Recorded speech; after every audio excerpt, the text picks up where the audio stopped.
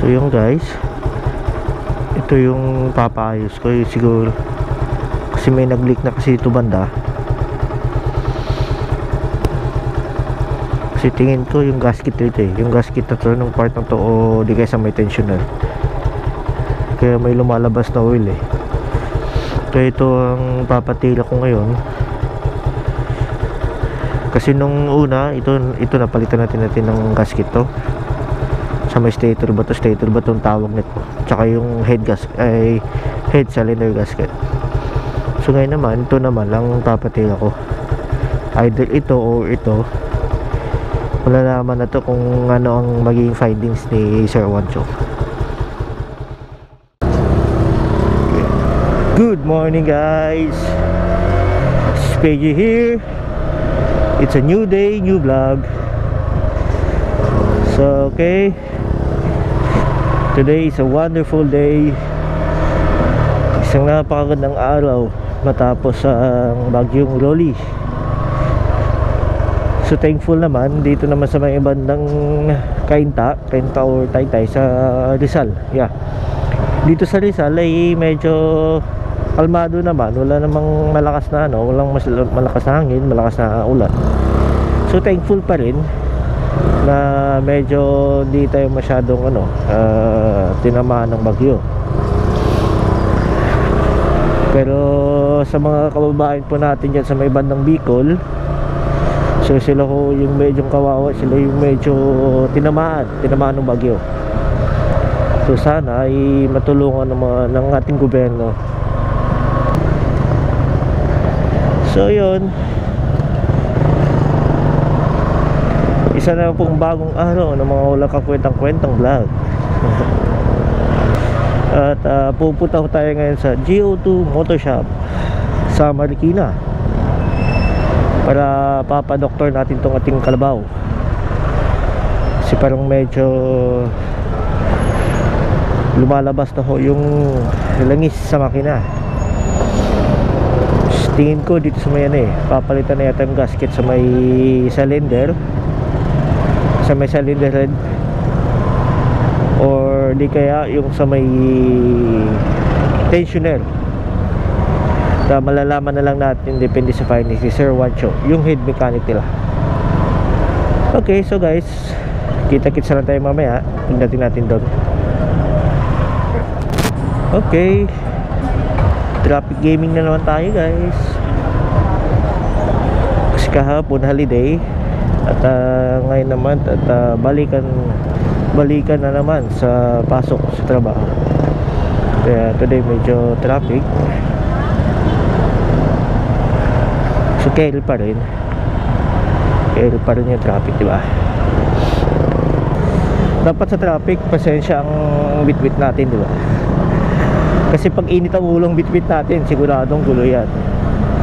So yun, dapat habaan na natin pasensya natin sa traffic, kasi hindi natin maiwasan yan Dapat kalmado lang tayo para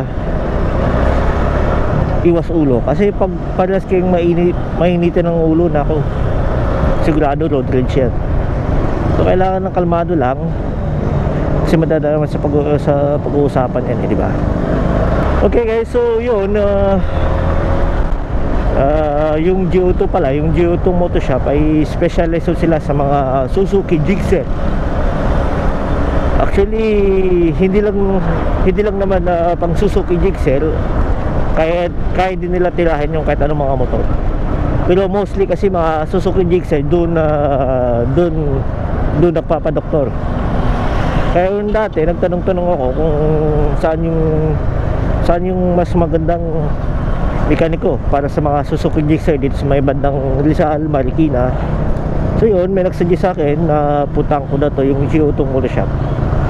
At last year pumunta ako doon, pinatira ko yung cylinder heads, yung sa may stator gasket, tapos nagpa-tune up na rin ako after nung long ride ko na from Mindanao to Manila.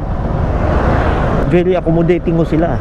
Actually may free wifi pa nga sila which is yung kagandahan doon, habang hinihintay mo yung matapos yung motor mo, at At least hindi ka mababagot, diba? Mayroon silang free wifi, tapos in-offer pa nga ako ng kain eh.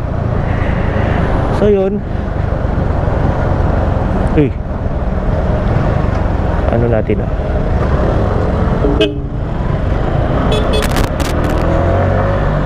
so dapat give respect sa mga kapwa nating Gixxer, diba? Sa mga hindi lang kapwa Gixxer, sa mga co-riders na rin natin. Kasi isa din ho akong membro ng isang motorcycle group. So natutunan nun natin sa motorcycle group to give respect to our co-riders, diba? Kasi tayo lang din naman magtutulungan. Kung tayo ay magkaroon ng aberya sa daan, so tayo lang din magtutulungan. Sa mga nagtatanong kung ano yung setup sa, kung ano yung ginagamit kong yung mic sa camera ko, kasi sabi nila hindi daw, wala daw wind noise. At i-upload ko na rito yung nagiging kung ano yung setup na camera ko, anong gamit ng action cam, anong gamit na mic, external mic para sa ating action cam.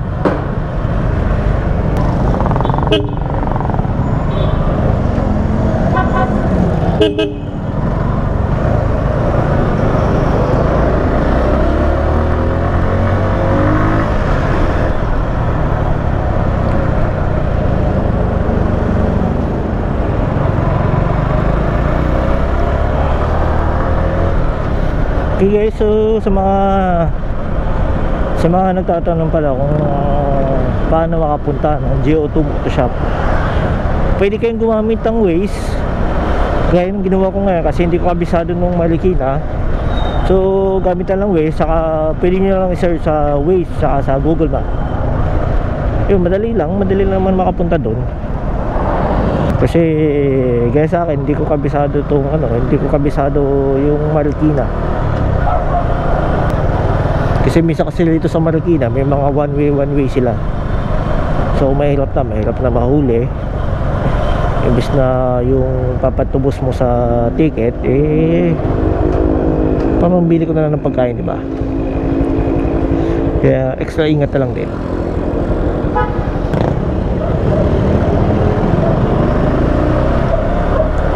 So ito, malapit na tayo guys. Sana wala masyadong pila. Minsan kasi pagdating natin, ang haba na ng pila. Okay, thank God.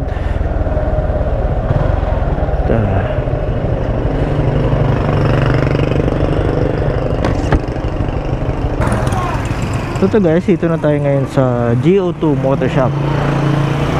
Along way lang siya. Nakalimutan ko ng street to. So makikita niyo itong GO2 Motoshop. Mayroon silang signage. Sarado. Ha? Oh, andyan si Sir Wancho? Paano ko kasi ito eh?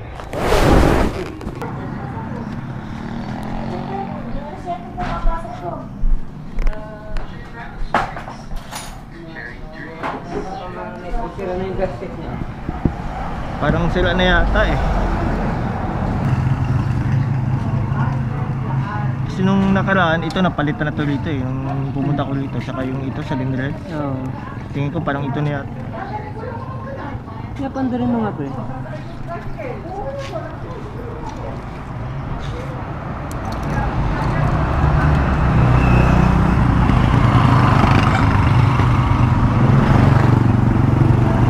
Hindi pa kasi ito napalitan eh, umpisa eh. Ano? Ito, hindi pa ito napalitan umpisa-umpisa. Ah, yung gasket yun. Wala kami gasket kasi niyan. Dito sa tensioner? Oo. Pag kahit na... Madalong dito lalabas yan.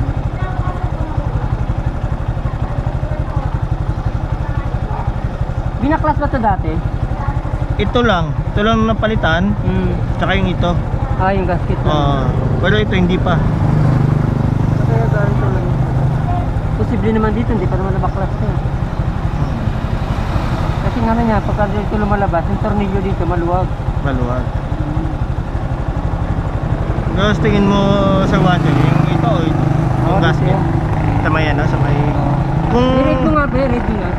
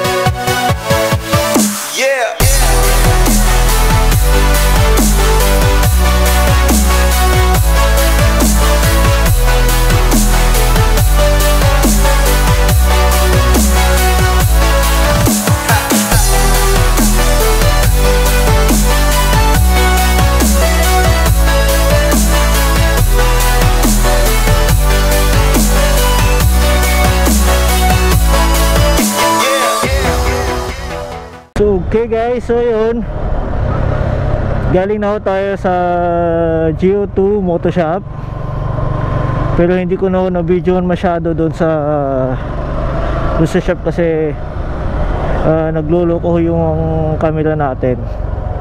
Pero update ko lang yung sa ano ko, sa problema sa makina ko. So yun, na-check ni Sir Juancho yung ano lang, yung gasket sa may tensioner adjuster. Yun ang pinalitan niya. Nagpa-chainsaw na rin ho ako kasi medyo 1.5 na ho yung tinakbo. 1.5 na yung tinakbo ng makina. So pinapalitan ko na rin ho ng langis saka yung ano, yung filter, oil filter.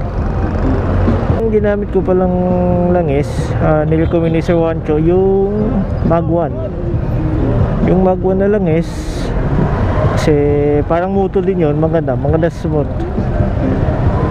Ito naman nung kakapalitan ng langis, in-adjust na yung tensioner. So naging smooth na ho yung makina ko. So highly recommended po siya guys, lalo sa mga Suzuki Gixxer. Pero hindi lang naman na Gixxer ang kaya nilang tirahin iba't ibang klaseng motor ang kaya nilang tirahin. So for me guys, rate 1 to 10, so 10 by 10 ang rate ko sa kanila. Very accommodating, lalo na si Sir Mel, maraming salamat po. At pero hindi ako nakapag-appointment, hindi ako nakapag-booking na magpaayos ng motor. So guys, so yun, highly recommended ko po na shop, yung GO2 Moto Shop. Kahit anong motor kaya nilang tirahin. Hindi lang pang single, pang lower displacement ang kaya nilang tirahin. Even mga higher displacement kaya nilang tirahin. So guys, so yun, hindi ko na masyadong pahabain tong vlog natin. Maraming salamat sa mga nag-subscribe sa Facebook page ko. At although na lately napabayaan ho natin yung Facebook natin, hindi na ho tayo nakapag-upload kasi meron ho tayong trabaho na dapat unahin. So medyo nakalimutan natin itong pagbablog, nakalimutan natin yung pag-upload sa Facebook at saka pag-upload sa channel natin. So okay, dito ko na lang tatapusin yung vlog natin. So hindi ko na pababain. So stay tuned to my next vlog. And ride safe to all. Peace yo.